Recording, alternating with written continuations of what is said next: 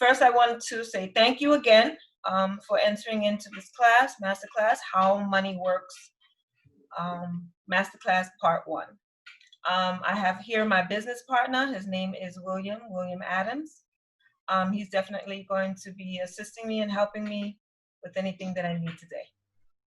Welcome. Okay, so this is How Money Works, Masterclass Part 1. This is where you're going to learn how to stop being a sucker when it comes to your money. I'm Cynthia. I'm going to be your financial educator for the next hour. So financial literacy starts here.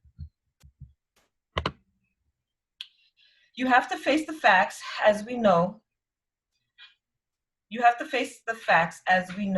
Then before you begin this process, your goal isn't to give you a PhD in finance, but to teach you the basics you need to know how to be smarter in making decisions to find wealth.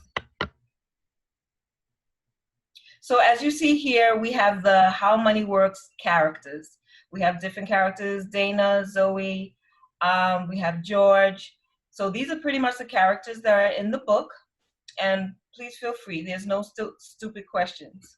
So when you get the book, when I get your information, you definitely get the book. The book is free. The first choice you have as we begin this course is simple. You would choose the mindset of a sucker, or will you learn to like the wealth and think like the wealthy? It's a choice. The fact that you joined this class is a sign that you're on the right track. Here's the great news. You don't have to be wealthy to think like the wealthy. One of our country's founding fathers, Benjamin Franklin, once said, "An investment in knowledge pays the best interest." We salute you for taking time to learn one of the most valuable life skills you can develop. You're going to be glad you did. So we have a quote from a comedian. It says, "It's morally wrong to allow a sucker to keep their money." Of course, that's insulting. But of course, he was kidding. He was just joking around. But still, you have to think about it. It proves one thing. If you don't understand how money works, you can end up as the butt of somebody's jokes. And today, you're going to learn.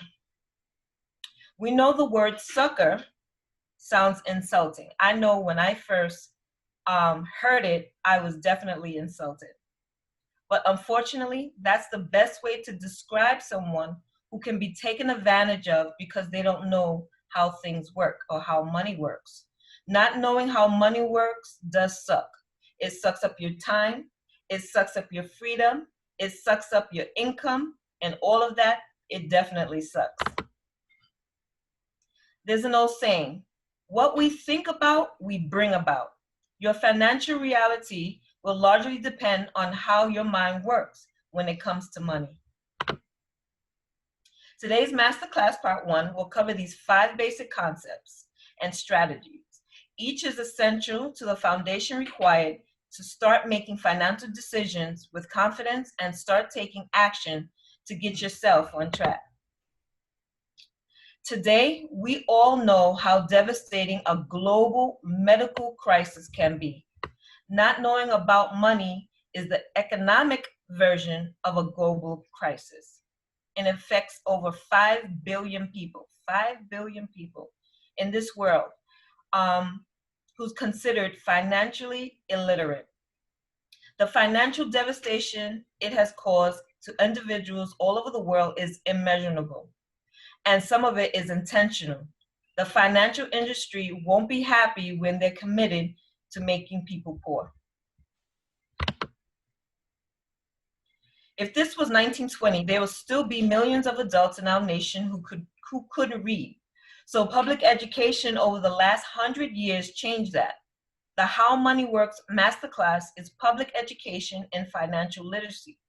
With this course, you're going to learn the building blocks to earn money, to spend money, to save money, and to invest money. It's just like learning how to read. When you know how money really works, it changes your financial story. When you heard me say over 5 billion people in the world are considering financial illiterate, you probably wondered, what that means. It references the shocking results of a recent global study. In the study, only 30% of people in this world are considered financial literate. 30%. The study used a simple money quiz to reveal that the vast majority of people from different countries all over the world are unable to answer questions about money. This class is going to teach you the answers to those questions and many more. It's the reason why I teach this course. Hopefully, that's why you're here. So our nation isn't any better off than the rest of the world. We definitely know that. Financial illiteracy is our top economic crisis too. So look at these numbers. Can you believe it that almost half of Americans don't have enough to cover $400 emergency or to take their student loan payments to pay them actually on time? So Sarah is actually right. Sarah is one of our characters. How numbers hurt families every day is hard to process. But everyone here, hopefully, is going to take action, the action that they need. According to the National Financial Educators Council, recent survey that the US did, adults lost an average of $1,200 in 2018 because they didn't know what they were doing with their money. 1 out of 5 lost $2,500. It's like taking a stimulus check and setting it on fire. I don't know about anybody else. I still didn't receive my stimulus check. Only 21 states make you take one class on money in high school. And of those that do, they only scratch the surface about how to balance a checkbook. Do you think that's enough? What percentage of schools teach about sex ed, about basketball, baseball? It's almost 50 out of 50. You can't make this stuff up. It makes no sense. We all need to be educated about finance. Most of our kids, they think a personal finance course will benefit them the most. It's hard to find one in your own school. That's why we're going to teach this masterclass and give you that book. Okay, this is called the sucker cycle. Say that 5 times. Sucker cycle, sucker cycle. It's the trap of a foolishly spending on low interest saving that it goes on and on, month after month, year after year, slowly sucking away the potential you have to be wealthy.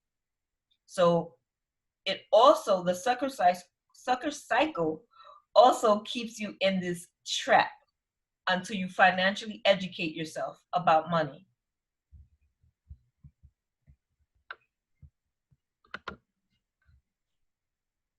Suckers hand their paycheck to someone else who builds their own wealth and the sucker's money. Wait till you see the numbers and what they look like. Little amounts can add up to big amounts. Think about it. Every single month, this is what we could be spending. So check out this snapshot. And this snapshot actually is out of the book. Some of these numbers might be a little different since, of course, the pandemic has been going on. So we might spend less on clothing, less on taking Uber, rides, buying coffee, going to different events. But just look at the numbers. Look at the number for subscription services, $237 a month. That's a lot of money that you could be saving for your retirement. So think of your retirement like an airplane. It needs both wings to fly, right? So on one side, you have Social Security and you have your 401k. If you have one, can you make up one wing of income you plan to live on in retirement? The other wing is completely up to you. So that particular wing is your responsibility. If you hope to live on at least 70% of your pre-retirement income, you need to be serious about what money you're going to start putting away. So your financial professional can help you put away the money that you need to put away in order to fill up the other side of your wing. No matter what this generation you're a part of, none of them are saving enough. Remember, the older you are, the less time you have, so you need to put more money away. So here's an example, and this is a great example. I'm glad that this graph came up. This is a great example. This will actually show you the numbers and the possibilities of a savings shortfall. If you don't put enough money aside for each month at a good enough rate of return, your savings can fall short, putting your retirement income and lifestyle at risk.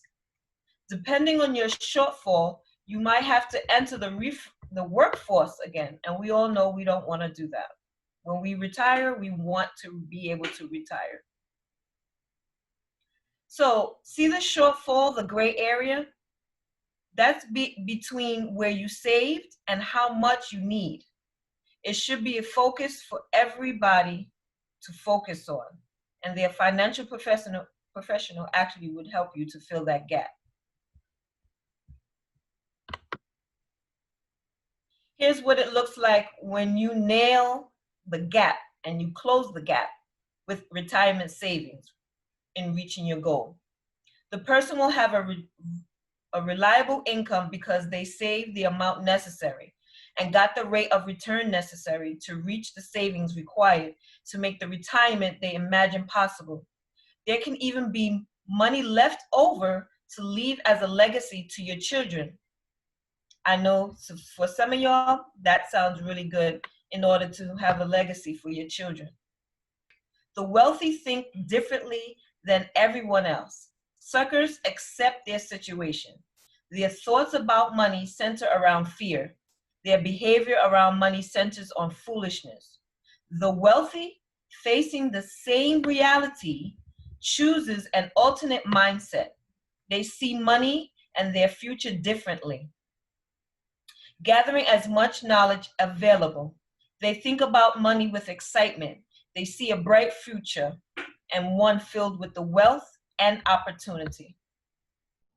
So at this time, we're going to go straight into some numbers, and we're going to talk about the power of compound interest. And I'm going to have Will take over. Thanks, Cynthia. I'm going to give you a moment to switch over your screen so I can share mine. Okay, so this is pretty much where the rubber meets the road here. We're going to get into the guts of this workshop. And the first subject we're going to talk about is the power of compound interest.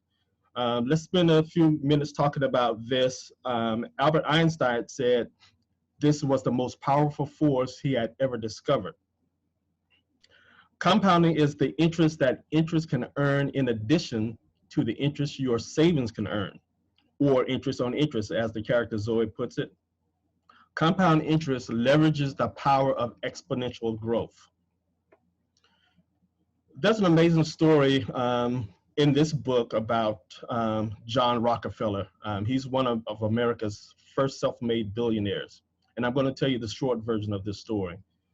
Rockefeller lent $50 to a farmer at 7% when he was a boy.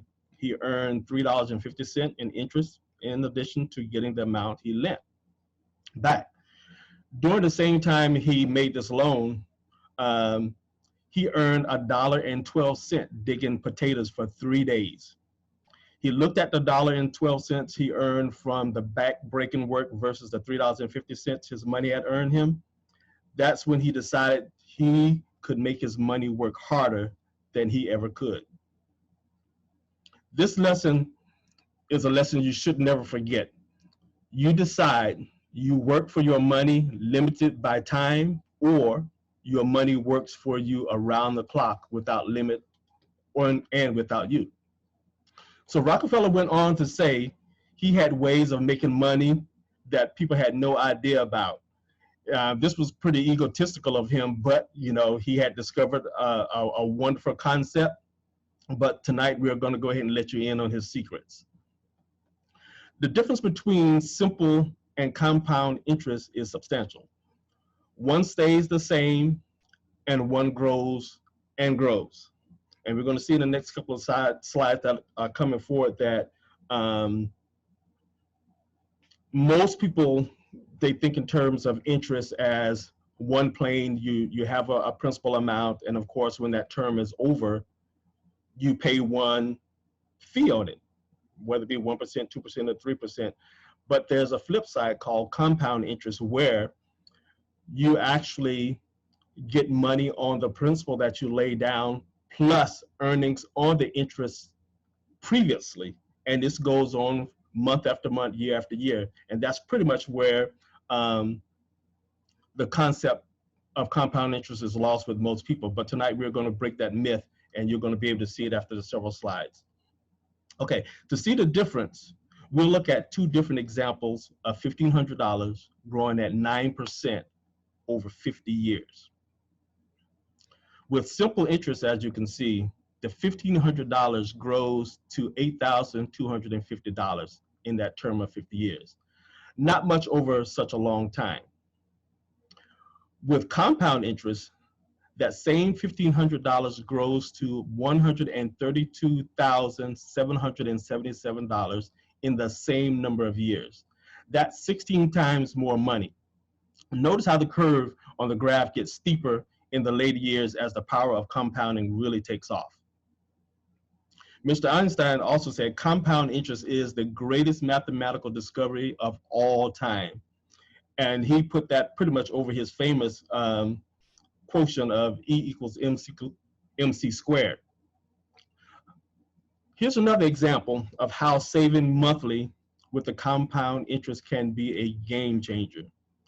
The interest ends up being way more than the amount you save. The interest in this example is 13 times what you saved alone. Here you see Rockefeller's secret revealed. Interest earning interest, creating wealth that your savings alone can't accomplish. Now that you're starting to get a hang of this, you might have a pretty good guess whether $50,000 one time or $500 each month becomes over 45 years. Both accounts earn 9%. Which do you think will earn more? Well, let's see. $500 a month ends up outpacing the one-time sum of $50,000. Even though TJ saved more over time, his account passed Sarah's in this example here after 17 years. And this is where that age-old adage says, the tortoise beat the hare, slow and steady can win the race, right? The return that you get can make a big difference on how the story turns out. And we'll see on this next slide. $178 saved each month from ages 25 to 67 at different returns creates very different results. Most people don't understand this, which explains why they choose the unfortunate places that they save their money, like low interest savings account below 1%. So let's take a look at what happens here. The amount per month at the time are the same. The only change is the rate of return. This could mean that as much as 797% more money at 9% versus 1%. That's almost a $900,000 difference. As you can see here in this graph, your rate of return could be the defining factor that closes your retirement savings gap, right? So let's look further. This is going to be another concept that ties these two principles together from compound interest. This is going into the time value of money. Think of this next section as far as when you first start learning math. You learn the initial concepts, 1 + 1 = 2, then eventually you go into algebra and then geometry. This is the way you want to look at this. This is the next part to the concept of interest. Okay? We've been guilty of squandering time. It's especially costly when you lose the value of money over time. You never get the time back, nor the money you lost. Time is one of the most precious commodities. How long do you have until you pay off your car or your home, or send your kids to college, or retire, or possibly run out of money before you die, which is one of the biggest issues that are going on now. People are living longer and they're afraid that they're going to outlive their money. So you really need to know the numbers. Why? Because it forces us to value the time we have. There are basically three different ways to leverage the time value of money. Start now, save regularly, and be patient. Okay? Starting earlier is always a good idea. It makes the difference, and as a matter of fact, it makes a significant difference. In this case, saving from ages 22 to 30 is better than from ages 30 to 67. 110,892 is better after putting away 4.75 times less money. And this will make sense coming up. This is common sense. This common sense principle is kind of ignored most of the time. The longer you wait, the more you have time to hit your goal. But that's not true in all cases. Just don't wait. On this particular graph, we're going to break these numbers down. Okay? For each million you want at retirement, you can see the monthly amount you need to save to hit it. At age 30, you need to save $282 per month to have 1 million at retirement. But if you wait until age 40, you need to save $731 per month. At some point, you are going to outpace your ability to hit that monthly savings amount you required. At that point, possibly you're already a millionaire, you don't need to put away money, but the average person doesn't. So it's very important that you start first, right? Now, might be a good time to start applying these principles for yourself and see what it looks like. Write down your age and how you need to save from the previous slide. What happens if you wait 5 years? How fast has the last 5 years flown by? Everyone needs to know this information because time is actually ticking away faster than we can imagine. Sucker-minded people never think it's a good time to take care of this.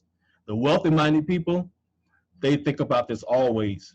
They get started as soon as they can, which is now, if not sooner. Okay, now let's look at an example of something most parents dream about. If you have children or plan to have children, you always want to basically, let them have life better than you had it. It's natural. This example is a reimagining of how parents can leave a legacy for their kids. It's a strategy that applies to the power of compound interest and the time value of money in a way that makes traditional in-life wealth transfer seems like an old thing. Listen closely. Only about 20% of children will receive an inheritance, right? It's probably even lower now that so many people have faced the challenges in the first half of this year with the pandemic and everything, but there's still hope. If you want to give your children $1 million at their retirement, which is more likely, you can either give them $1 million in cash when they're adults and you've saved enough, or you develop a plan to save a fraction of that amount for each child when they're young. Okay, so we know how hard it is for retirement age parents to preserve their inheritance for adult children. With seniors living longer, almost all of their savings may be required to cover decades of expenses, including medical bills and long-term care. This new reality of longevity can remove the possibility of leaving an inheritance the old way. So it's important to look at this new way of doing it. Since it's so hard to leave an inheritance, why not use the greatest financial asset your child has? And that, of course, is time. They have their entire life to do it. What could the power of compounding do for your child over 67 years? In this next slide, we're going to see what happens here. The $1 Million Baby leverages 3 simple money concepts: the power of compound interest, the time value of money, and wealth protection. So, could you use the money principles you've learned today to save $1 million for your child or grandchild? It's easier than you think. The following examples are simply to illustrate how this works. And here again, this is just hypothetical. In this particular example, Our character Dana puts $13,000 aside one time and leaves it there from her daughter's birth until her daughter turns 67. It grows at 6.5% to a little over $1 million. If Dana waits until her daughter graduates from high school, her daughter only receives about $300,000 when she turns 67. What a difference 18 years can make, right?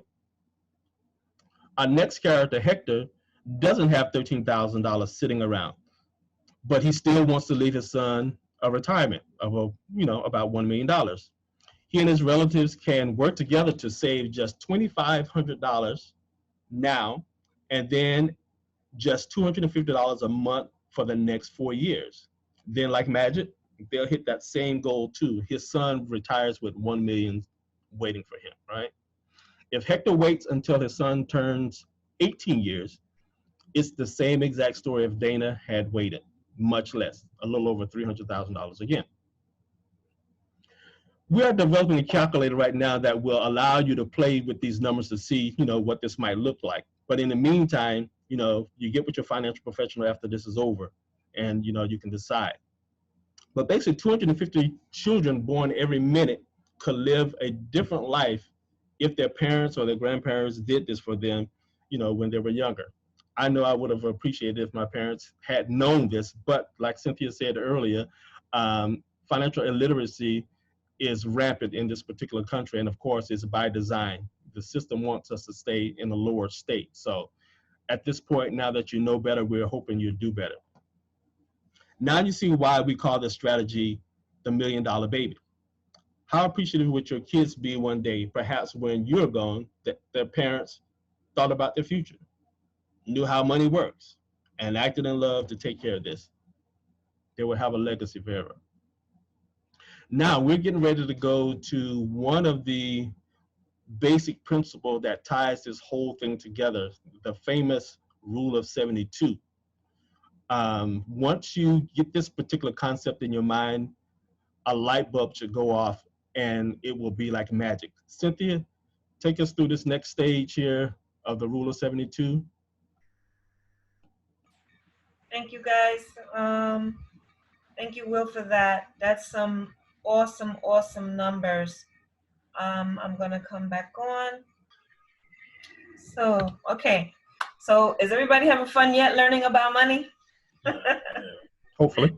I know this information is great, and that's why I'm sharing it with you guys. That's why I'm so glad you guys are here, because if I have the information, I want you to have the information. So, okay, so we're going to close today's class with this understanding. Now, this is my favorite part. It's time to learn about the rule of 72. And I know a lot of people hear about the rule of 72, but not totally understanding what it's about. So it's kind of like some mental math. So we're going to get into some mental math. Okay. So with rule 72, you simply divide any interest rate into the number 72. And it tells you how long it takes for your money to double. It works for you if you save money. It works against you if you borrow money. So again, you simply divide any interest rate into the number 72, and it tells you how long it takes for your money to double. At 1%, it takes 72 years for $1 to turn into $2. That's a long time. So keep that question in mind, because I know you have questions. So we'll come back to it, no worries. As you can see, the better rate of return you get, the faster your money can double. At 3% every 24 years, at 6% every 12 years, at 9% every 8 years, and at 12% every 6 years. That's more like it. That's better than the 1%. Here's another way to look at it. In terms of numbers of doubles, you can have your own, you could have over your lifetime. At 1%, you'll be lucky. if you live that long, to get one double. At 6%, you can have 4 doubles. And at 12%, it could be as many as 8 doubles. Each double is twice the money. Every double counts. Remember the question about the 1%? So would anybody choose 72 years to double their money on purpose? Oh yeah, because people don't know how money works. There's almost $10 trillion sitting in a passbook savings account that average 0.09%. That's just a fraction of 1%. That's not even 1%. That's just a fraction of 1%. So when CNBC did a review of our book a few months ago, this was one of the things they pointed out to be the most unbelievable thing. If you divided 0.09% into 72, you're looking at 800 years. 800 years for your account to be doubled. By the year 2820, as George says, his great-great-great-great-great-grandchildren will love all that money. 800 years. And so, just so we're clear, the same place you give 0.09%, they can charge you 17% or more for a credit card. That means their money doubles every 4 years. Now you see why the subtitle of the book is Stop Being a Sucker. You need to know how money works, and you need to know how money works today. Tomorrow is not good enough. You need to know how money works today. Of course, the bank will give you a lollipop for your trouble, waiting in line to make a deposit. What brand is usually the lollipop? Cheap brand. Exactly. It's usually called a Dum Dum. Can't make this stuff up. They do it on purpose. And it's actually, the bank uses it as a code. We just don't know it. Exactly. You can use this to figure out what return you need for a savings goal or what a loan will cost you. This is not time to be sucker-minded. This is time to apply the rule of 72 to all your finances like wealthy-minded people do. We have to start thinking the same mindset and on the same level if we want to be wealthy too. So we're at the conclusion of today's course. Principles like you just learned will bring up questions like the ones you see on the screen here. Should you use a bank account? What are other safe options? Should you refinance a loan at a lower rate? What can you do to help make more doubles possible? What can you do to make more doubles possible? A financial professional is the best person to turn to for questions like these and other questions, of course. So we can discuss this. So at this time, in closing, again, I just want to say thank you to everybody for coming in and being a part of this masterclass, part 1.